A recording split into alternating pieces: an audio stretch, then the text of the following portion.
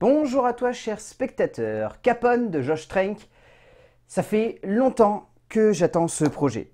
Parce que je pense que dès le moment où Josh Trank a foiré les 4 Fantastiques, il avait envie de revenir sur le devant de la scène avec quelque chose de très différent.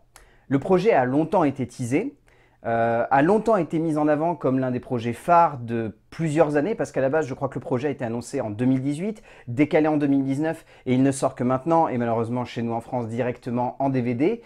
Ce qui est bien triste. Mais en tout cas, moi personnellement, j'en attendais beaucoup de ce film, voire peut-être un peu trop. Le résumé pour faire simple, à la fin des années 20, Alphonse Capone, plus connu sous le nom de Al Capone, devint l'un des plus grands gangsters de tous les temps. En 1946, il est au bord de la mort, et nous allons suivre la trouble, mais dure dernière année de sa vie.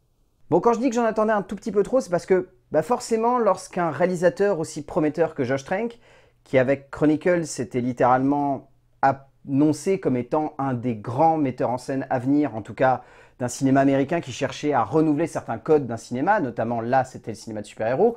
La suite des choses a donné lieu à un autre film de super-héros qui se nomme Les 4 Fantastiques et est considéré comme l'un des projets les plus foirés de Hollywood depuis bien longtemps, ce qui est en un sens plutôt justifié. Et Capone est un film que je trouve très intéressant. Parce que c'est clairement l'œuvre d'un metteur en scène qui a envie de prouver qu'il est capable de faire quelque chose de très différent, tout en gardant un pied dans ses thématiques. C'est-à-dire que là où la plupart du temps, dans ses 2 précédents films en tout cas, il a cherché à explorer des figures super-héroïques, là il va explorer l'antithèse de tout cela. Il va explorer un méchant. Enfin, peut-être l'un des plus grands méchants de l'histoire des États-Unis. Pour une œuvre qui est aussi maladroite que finalement très réussie, je trouve. Heureusement, ça va plus du côté réussi d'ailleurs, et l'œuvre qui en découle est très intéressante. Elle cherche à la fois à explorer la figure qu'était Al Capone, mais également cette espèce d'ombre parodique de lui-même qu'était Fonze. Et c'est assez fascinant finalement. C'est pas toujours réussi, mais il y a une vraie fascination qui se crée, et le long métrage ne dure que 1h45, et honnêtement, je n'ai pas vu le temps passer devant. Certains auteurs sont poursuivis tout du long de leur carrière par une ombre, parfois presque imperceptible et pourtant bien présente, celle d'un passé d'auteur, de créateur, bref d'artiste, n'ayant pas réussi à faire le travail attendu ou ayant malheureusement trop bien réussi leur premier coup d'essai. George Trank est un cinéaste trop jeune et tourmenté. Un auteur cherchant à faire renaître l'aura de son premier long métrage au travers ici d'une œuvre puissante, intense, maladroite et tourmentée tout comme lui, mais également passionnante, qui regorge de possibilités d'interprétation et de compréhension pour un morceau de cinéma complexe, dense, profond, mais avant tout créatif et généreux. En termes d'écriture, Josh Trank, qui a vraiment chapeauté tout le projet quasiment tout seul, c'est impressionnant, mais à part la production, en fait, il a littéralement tout fait. Il a fait le montage, il a écrit le scénario et met en scène le film. Donc c'est vraiment un pur film d'auteur. Au niveau de l'écriture, dès le début, il pose son long métrage comme étant, je dirais pas un chant du cygne, mais quasiment presque ça, de la vie d'Al Capone au travers de sa dernière année, de 46 à 47. C'est un film qui se veut assez lent dans sa construction, qui cherche à être plus, on va dire, spirituel presque en un sens que réellement dans l'optique d'être un biopic classique. C'est un long métrage qui veut parler à la fois de l'image que l'on a d'Al Capone, de l'image qu'avait lui-même de sa personne et également et tout simplement de l'image que sa famille avait sur lui. Famille qui, pour replacer quand même un contexte assez glauque, a choisi d'effacer son nom de famille de toute leur vie en changeant de nom de famille à partir du moment où il est décédé.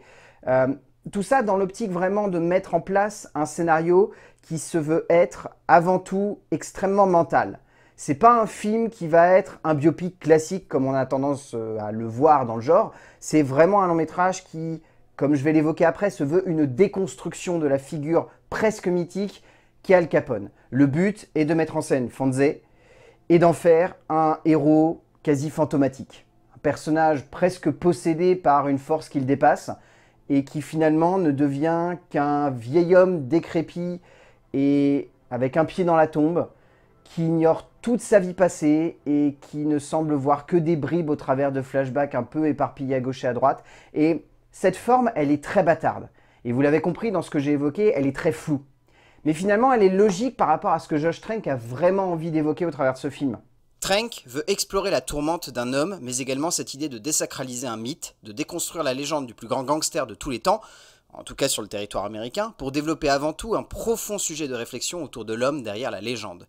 Aussi noir que souvent drôle, aussi juste qu'à de trop nombreuses reprises maladroit, cette œuvre s'avère avant tout être une profonde plongée abyssale et difficile autour d'un homme et de ses proches, autour d'une folie mais également voire simplement de comment on peut comprendre et chercher à saisir à quel point le passé d'un homme ne peut que le ronger face à sa mort. En termes de mise en scène, Josh Trank, donc, qui est monteur et réalisateur, peut se permettre pas mal de choses. Là où beaucoup de cinéastes n'ont pas cette espèce de, entre guillemets, final cut possible au travers du montage, qu'ils n'ont pas souvent tendance à pouvoir avoir la main complètement dessus, là, Josh Trank s'est permis vraiment beaucoup de choses. Le film est très particulier, dans le sens où c'est un montage qui par moments va sonner un peu comme bizarre, voire assez effacé et presque maladroit, dans le sens où il va y avoir des petits faux raccords, des cuts très rapides, des jeux de musicalité qui peuvent sonner comme très perturbants.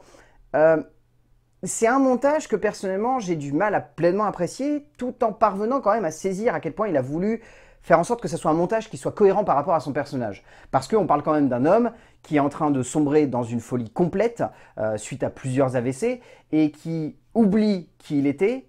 Donc le montage finalement veut un petit peu faire des petits sauts comme pour nous rappeler qu'on doit être à la place de cet homme.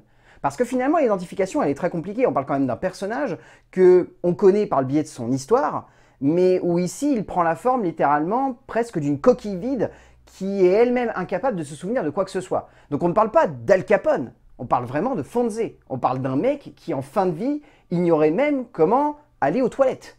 Donc Josh Trank utilise un montage qui nous place comme étant un personnage perdu. Donc, je peux comprendre pourquoi beaucoup de gens n'ont pas aimé le film. Parce que finalement, on nous demande une identification à quelque chose de très vague et très flou. Et c'est à nous, spectateurs, de nous plonger à la place de Al Capone pour finalement chercher à saisir quels sont les enjeux de sa propre vie. Et au-delà de ça, en termes de construction purement dramatique et narrative, le film qui veut à la fois être une histoire autour avec pour fil rouge de Al Capone qui a planqué un trésor et plein de gens qui essayent de le retrouver, et au milieu de tout ça, un homme qui ignore qui il était et qui a besoin de retrouver des repères. Donc la forme est très floue, finalement elle est cohérente par rapport à tout ce qui se passe dans le film.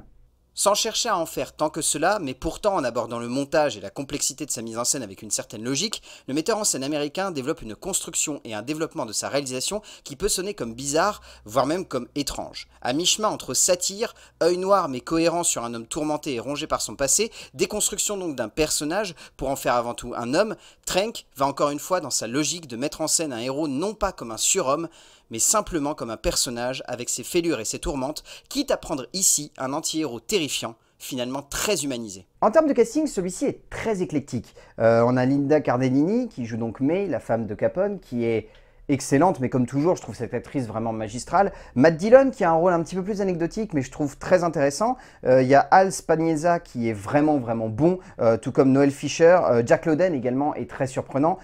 J'ai quand même une énorme préférence pour Kyle MacLachlan, qui est un immense acteur, que beaucoup de gens connaissent comme étant surtout la figure de représentation de la série Twin Peaks, qui ici a un petit rôle, mais un petit rôle très fort et que je trouve assez juste. Et après, comment dire, tous ces acteurs-là sont bien.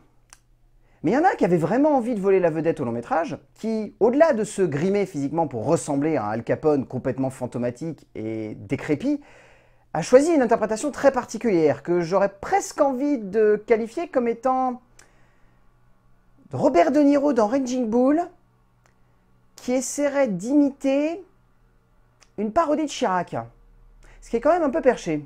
Tom Hardy est littéralement habité, essayant de donner lieu à une interprétation totalement possédée, voire même qu'on se le dise, proche par instant de la parodie, sans pour autant trop sombrer dedans, mais en frôlant à de nombreuses reprises le pas. Au bout du compte, Capone est un film très atypique, dont je comprends le grand rejet qu'il y a eu de la part du public américain. Mais pour autant, j'aime beaucoup l'idée. J'aime la forme, j'aime le style, j'aime le geste. Il est très maladroit, mais on sent que c'est encore un jeune cinéaste, mine de rien. Josh Trank est encore un jeune metteur en scène, et il a le droit encore de faire des erreurs. Bon, Les 4 Fantastiques, c'était difficile à pardonner parce qu'il avait un matériau qui était littéralement un diamant brut et il en a fait n'importe quoi parce qu'il a fait son caca nerveux, etc. Là, il a la main mise sur tout le film. Donc du coup, il s'éclate, il fait son long métrage dans la direction qu'il a envie. Ça plaît pas à certains. Moi, personnellement, j'ai trouvé ça vraiment cool et honnêtement, je vous conseille de vous procurer Capone de Josh Trank. C'est particulier, ça risque de peut-être vous laisser un goût amer en bouche, mais alors moi, je trouve que c'est une démarche tellement particulière et tellement radicale en termes d'auteur que je peux pas m'empêcher de trouver le film réussi. Donc je vous conseille de regarder Capone de Josh Trank, vraiment. A plus.